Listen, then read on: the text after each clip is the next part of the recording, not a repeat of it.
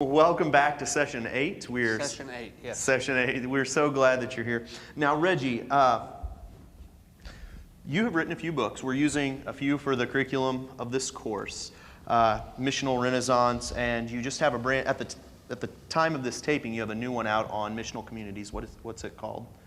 Yes, Missional Communities, the Rise of the Post-Congregational Church. Green cover. It is, yes. Josie Bass? Yes. There you go. I haven't read it, but I've heard some good stuff about it. Sales are up to 3, Yeah. so I think that... I bought one. Well, I use it for keeping my car from rolling backwards. Yeah, right. Yeah, good use. Yeah, the door stopped. That's right. It's another use. Yeah, balance kitchen table. Plant. Okay. So Can you believe you paid for this? you did. Get a refund. All right. What though? Keep the book though. Returns, I don't get royalties. What are some other books that these folks might want to read to think about engaging mission and also being missional in their discipleship approach? The Bible. If you don't have a copy of that, Justin will send you his because it's fairly unused. So it'll be really crisp with all the gold lettering. And I mentioned the Bible, no joke, for one reason.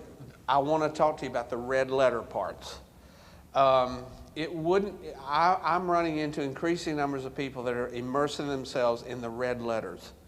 The words of Jesus, the sayings of Jesus. Check it out, see what I mean. Just live a little bit in the Jesus. We're big fans of Paul here, and all that. But just think about it.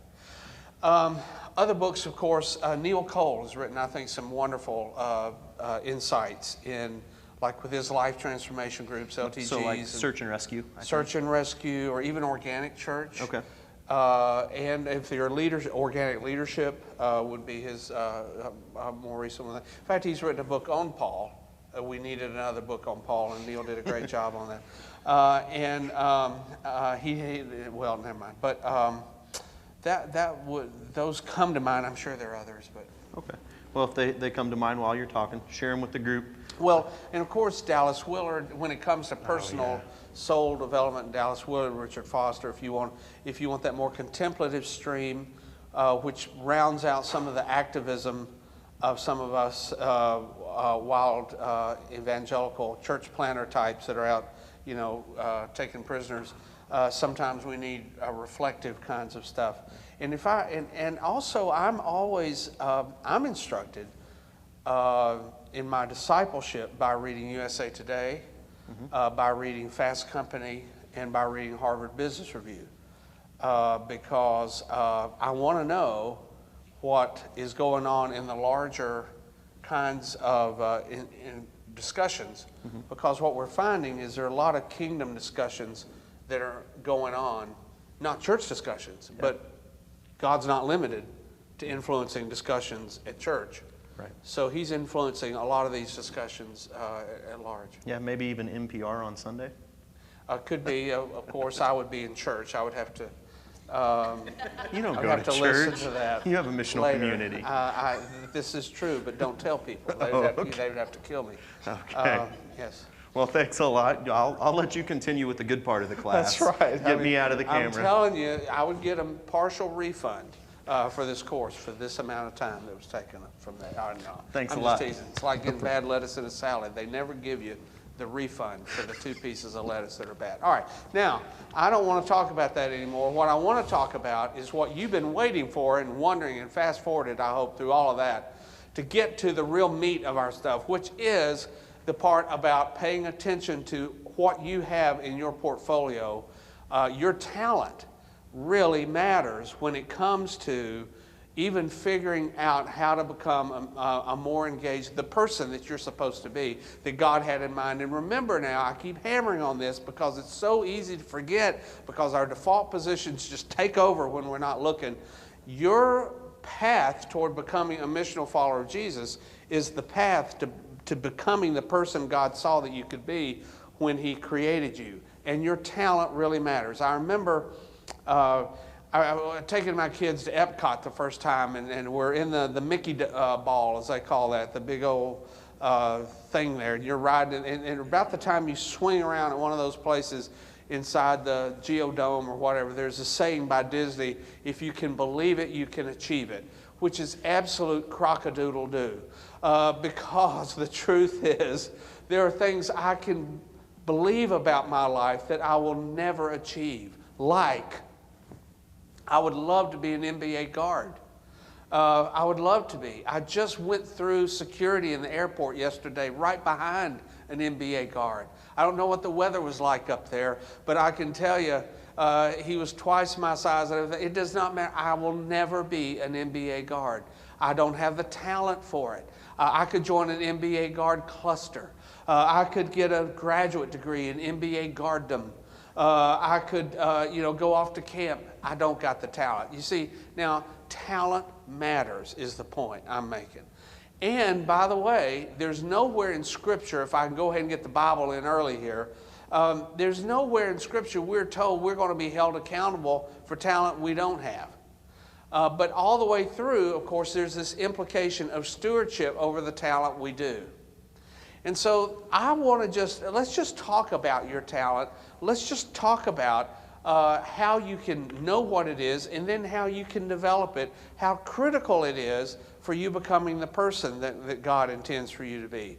Now, I find that a lot of people are actually naive about their talent because maybe they've not taken one of the, like Gallup Strengths Finder or some other piece that really helps them know what they are, so they're just working off their gut. The problem with that frame of reference is you probably are unaware of the things that you are really good at because they seem normal to you.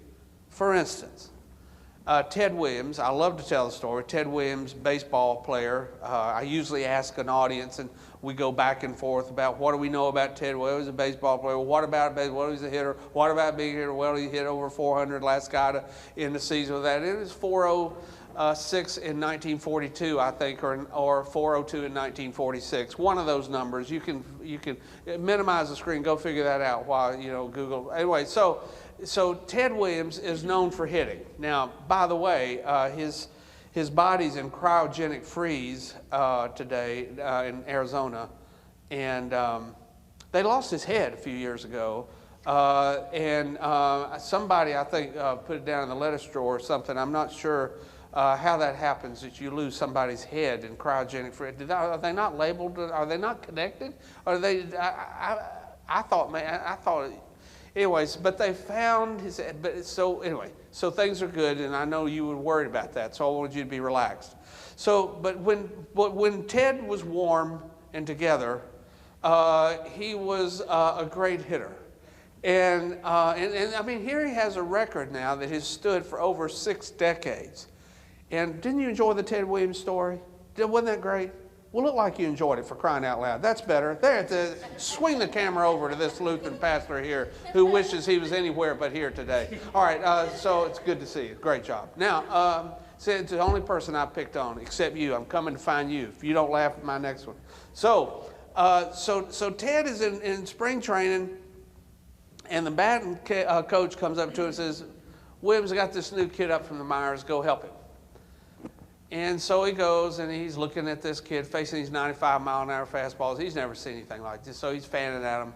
And Williams says, hey, kid, just watch the stitches. This kid goes, huh? So just watch the stitches. Kid goes, what stitches? And then Williams says, on the baseball. And launches into this dissertation on how the rotation of the stitches on the ball coming at you 95 miles an hour impacts how the ball moves between pitch mound and home plate. Kid goes, you can see stitches? I mean, because here's what I'm told. Now, I mean, it's 60 feet 6 inches from pitch and mound to home plate. Now, at 95 miles an hour, here's what a baseball looks like. For the first 10 feet, it's a blur. The next 50 feet 6 inches, it's invisible. And here's Ted Williams saying, watch the stitches. Now, that was terrible advice to give to that kid. What made it such terrible advice was that Ted Williams thought everybody could see the stitches. He didn't realize that he had 20/10 vision. He didn't realize that he was seeing stuff that nobody else was looking at. So he's speaking into this kid's. In fact, They asked him, said, what else? Because this has led to a discovery about his life. What else can you see? And he said, well, on a good day, I can read the commissioner's signature on the baseball coming at you like this, 95 miles an hour. Can you imagine? Now, I can tell you this. You either have 20/10 vision or you don't. I mean, I could stand in the shower all day long going, I'm going for 20/10 today. I mean, it just doesn't happen. I mean, this is the nature of talent. You either got it or you don't. And guess what? You didn't get your talent, so it's a gift. That means you are a steward of it. So quit complaining about what you didn't get. Go to work with what you got, because you didn't get a chance to be a part of that discussion anyhow. Now, here's what the senior scientists at Gallup will tell you that have studied and developed StrengthsFinder and these other instruments. They can tell you that if they could language a test for 3-year-olds, they could tell what a 3-year-old, their talent. In other words, they're believing, as they're studying this more and more and more, that we come in with these hardwired with these talents that we have. Wouldn't that be just like God to put into your backpack the stuff that you need for the journey He has planned for you? So a clue, even when people come to me and they don't know this piece, what their vision is, or even their next chapter, a clue for this oftentimes is, well, let's take a look in your backpack and see what's there. If you are packed for an ocean voyage, there's no sense in setting out for the desert. You know what I'm saying? I mean, this could really, truly help a lot of people to avoid a lot of the frustration that comes with trying to move into areas where they are not talented, just because maybe their dream is to do something that they're not good at, or it holds appeal, like NBA guarddom for me. How silly would that be? Now, I need to clue you in on a little secret here, and that is that your talents are also your needs. You see, if you don't get to do what you're good at, your soul feels undernourished because you were built to do it. It would be like Eric Little not being able to run in the Olympics. How undernourished would his soul feel at not running, because he was built to run, for crying out loud. And so with that talent of his, so whatever it is that you are good at, you need to do it. This is why some of you are struggling with burnout. Most of the burnout, for instance, quite honestly, that I run into in Christian leaders or church leaders is from people being engaged in prolonged trivia. It's not from great moral failure, although there's too much of that, sadly, but it's from people that are just doing things day in and day out that bring absolutely no joy to them. Doesn't nourish their soul. It's like being nibbled to death by toothless piranha. It is this unrelenting, just being hammered. It's not the first bite. But at 10,000 strikes, you just finally give up and sink under. And here's what happens: if you're suffering from burnout in your ministry assignment or work assignment or whatever, you can go on a vacation. You can take a sabbatical. You can go on a fast and vision quest, or you can do whatever you need to do for personal renewal. The day you walk back in, it feels like you never left. Now, if that's your experience, you are courting burnout. Now, in the area of your talent, you get tired if you do what you do, but you rest. If you're working with strengths, you can rest and you're ready to hit it again. And that's one of the clear distinctions between working in an area of your talent and strengths or working out of your deficit areas. And deficit work ultimately just really the challenges that burnout comes with that package. Now, you also then probably need to take a good hard look at, okay, well, so I need to figure out what my talent is. What are some clues? Just like I gave you some clues on vision and that kind of stuff and values. Well, there's some clues here to your talent. I already told the story about Eric Little and Chariots of Fire figuring out the stuff that makes him feel, you know, when I run, I feel his pleasure. That is a clue to talent, not just vision, but also what you're good at. The feedback, pay attention to what people tell you. This is why having adequate feedback loops in our lives is such a critical part of our self-development. I will tell you that a lot of people don't have adequate feedback. They only have too much like negative feedback, or they have feedback from people that are inadequately exposed to them. For instance, I'll get people write me all the time, would you please be a reference? I mean, these are people I meet at conferences, for crying out loud. And I'm trying to be kind, so, you know, don't write me for a reference. But I say things like, well, you know, people are going to ask me questions about how you perform your daily work. And if I say I have no idea, they're going to wonder why I'm on your reference list. And then they're going to wonder why you put me on your reference, and that won't look good for you. So I try to couch it in that. But the truth is, I'm not an adequate feedback for a person that I don't get to observe. Are there people that see you behaving, see you performing, see you working, that can tell you, give you that kind of feedback? But accept the feedback of people, particularly when they tell you that you do well. Learn to accept that and quit ignoring the stuff that because that stuff that comes like falling off a log to you, like the Ted Williams seeing stitches, because I'm telling you, you see stitches somewhere, and one of the great myths of your life that you've got to debunk and unlearn is that it only counts if it comes hard, because in the area of your talent, it comes easy. I mean, you learn quickly.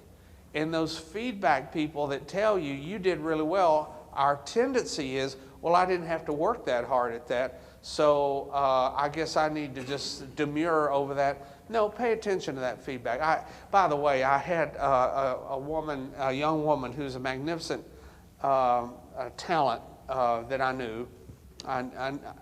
And I'd watched her grow up, and she went off to college with a vocal scholarship, and I mean, she's really good. I mean, you don't get those. I mean, this is at a fine arts school. You don't get those kinds of scholarships if you're not really good already. And I used to compliment her singing quite a bit when I would hear it. And one day, once too often, she said the following. When I said, that was really beautiful, she said, oh, it's just the Lord. And I said to her, no, it wasn't. He could have done a better job. You know, because the truth of the matter is, don't put off your talent, own your talent. It's okay. Because guess what? That honors the talent giver. Because he's the one that decided to give you that talent. You didn't drum it up. So go ahead, enjoy it. You can point people to it. I thank God that he gave me the privilege. If you need to bring him into that discussion because you're afraid that you're getting published, just say, when you did a beautiful job, that was beautiful singing, or whatever. Say, well, you know, I just thank God that I'm able to do it. It honors him for that. So adequate feedback, paying